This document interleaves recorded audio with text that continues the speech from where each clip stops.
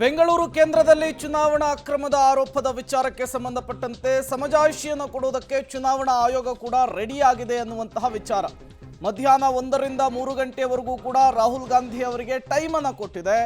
ರಾಹುಲ್ ಆರೋಪಕ್ಕೆ ದಾಖಲೆಯ ಸಹಿತ ಉತ್ತರವನ್ನು ಕೊಡೋದಕ್ಕೂ ಕೂಡ ಸಿದ್ಧತೆ.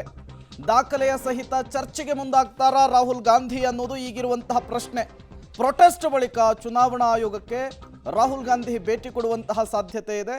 ಈ ಸಂದರ್ಭದಲ್ಲಿ ಸಾಕ್ಷ್ಯಾಧಾರಗಳನ್ನು ಮುಂದಿಟ್ಟು ಒಂದಿಷ್ಟು ಕ್ಲಾರಿಫಿಕೇಶನ್ ಕೊಡುವಂತಹ ಕೆಲಸ ಆಗುತ್ತೆ. ಬಟ್ ಈಗ 1 ಗಂಟೆ 15 ನಿಮಿಷ ನಿನ್ನೆ ಪ್ರೆಸ್ ಮೀಟ್ ಮಾಡಿ ಸಾಕ್ಷ್ಯಗಳನ್ನು ಪ್ರೊವೈಡ್ ಮಾಡುವಂತಹ ಕೆಲಸವನ್ನು ರಾಹುಲ್ ಗಾಂಧಿ ಮಾಡಿದರು. ಬಟ್ ಆ ಸಾಕ್ಷ್ಯಗಳನ್ನು ಸಾಬೀತು ಮಾಡುವಂತಹ ಕೆಲಸವನ್ನು ಮಾಡೋದಕ್ಕೆ ಮುಂದಾಗ್ತಾರಾ ಅನ್ನೋದು ಈಗಿರುವಂತಹ ಪ್ರಶ್ನೆ. ಎಲ್ಲಿ ಮಾಡಬೇಕು? ಒಂದು ಚುನಾವಣಾ ಆಯೋಗ, ಇಲ್ಲ ಇನ್ನೊಂದು ಕೋರ್ಟು. ಎರಡೂ ಕಡೆಗಳಲ್ಲೂ ಕೂಡ ಸಾಬೀತು ಮಾಡುವಂತಹ ಕೆಲಸ ಆಗಬೇಕು. ಇಲ್ಲ ಅಂದರೆ ಇಲ್ಲಿ ಪ್ರಜಾಪ್ರತಿನಿಧಿ ಕಾಯ್ದೆ ಬರುತ್ತೆ. ಸಾಬೀತಾಗಲಿಲ್ಲ ಅಂದರೆ ಅದು ಬೇರೆ ರೀತಿಯ ಟರ್ನ್ ಅನ್ನು ತೆಗೆದುಕೊಳ್ಳುವಂತಹ ಸಾಧ್ಯತೆ ಇರುತ್ತೆ. ಯಾವುದರ ವಿರುದ್ಧ ಈ ಬಿಜೆಪಿಯವರು ಇದಾರಲ್ಲ, ಮತಗಳ್ಳತನ ಮಾಡಿದ್ದಾರೆ, ಅದರ ವಿರುದ್ಧ ಪ್ರತಿಭಟನೆ ಮಾಡ್ತಾರೆ. ರಾಹುಲ್ ಗಾಂಧಿ ಅವರು ದೊಡ್ಡ ರಿಸರ್ಚೇ ಮಾಡಿದ್ದಾರೆ. ಇದು ಹಿಂದೆ ಕೂಡ ನಮ್ಮ ಗಮನಕ್ಕೆ ಕೂಡ ಬಂದಿತ್ತು, ನಾವು ತಿಳಿಸಿದ್ದು, ನಮ್ಮ ಕ್ಯಾಂಡಿಡೇಟ್ ಕೂಡ ತಿಳಿಸಿದ್ದು. ಸೊ ಇದು ಎಚ್ಚರಿಕೆ ಇರಬೇಕು ಅನ್ನೋ ದೃಷ್ಟಿಯಿಂದ ಏನು ವಾಸ್ತವಾಂಶ ಏನಿದೆ ಅದನ್ನು ನಾವು ತಿಳಿಸಿದ್ದೇವೆ.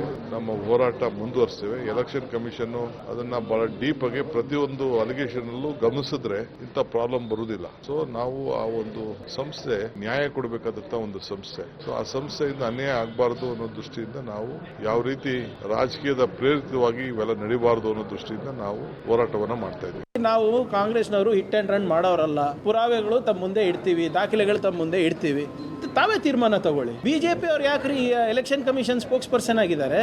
IT ಬಗ್ಗೆ ಮಾತಾಡಿದ್ರೆ, ED ಬಗ್ಗೆ ಮಾತಾಡಿದ್ರೆ, CBI ಬಗ್ಗೆ ಮಾತಾಡಿದ್ರೆ ಬಿಜೆಪಿ ಉತ್ತರ ಕೊಡ್ತಾರೆ. ಸಂಸ್ಥೆಗಳು ವಕ್ತಾರರಿದ್ದಾರೆ, ಅವ್ರು ಮಾತಾಡ್ತಾರೆ. ಇವ್ರು ಯಾಕೆ ವಕ್ತಾರರಾಗಿದ್ದಾರೆ? 2009ರಲ್ಲಿ ನಮಗೆ ಮಹದೇವಪುರದಲ್ಲಿ 2,87,000 ಓಟ್ ಇತ್ತು.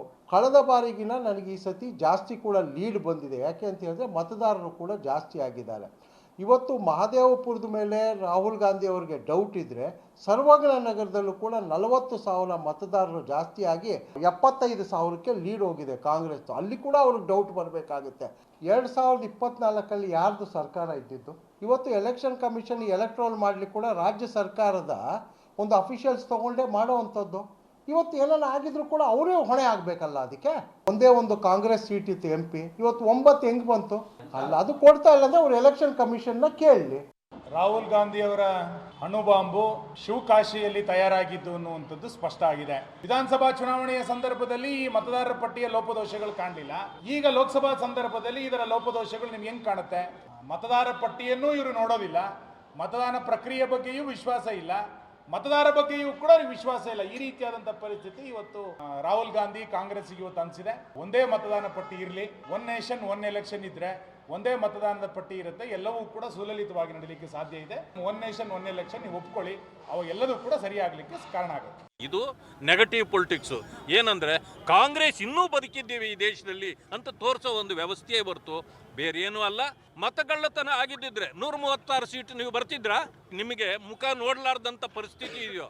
ಅಲ್ಲಿ ಜನ ನಿಮ್ಮನ್ನು ಚೀಮಾರಿ ಹಾಕಿ ಓಟ್ ಹಾಕಲಿಲ್ಲ ಅಂದರೆ ಮತಗಳ್ಳತನ ಆಗಿದೆಯಾ? ಆಯಿತು, ರಾಹುಲ್ ಗಾಂಧಿ ಅವರು ದಾಖಲೆಗಳನ್ನ ಕೊಡಲಿ, ಅದಕ್ಕೆ ಚುನಾವಣಾ ಆಯೋಗದವರು ಉತ್ತರವನ್ನು ಕೊಡ್ತಾರೆ. ಸರಿನಾ ತಪ್ಪಾ ಅಂತಕ್ಕಂಥದ್ದು ಆಮೇಲೆ ಗೊತ್ತಾಗುತ್ತೆ.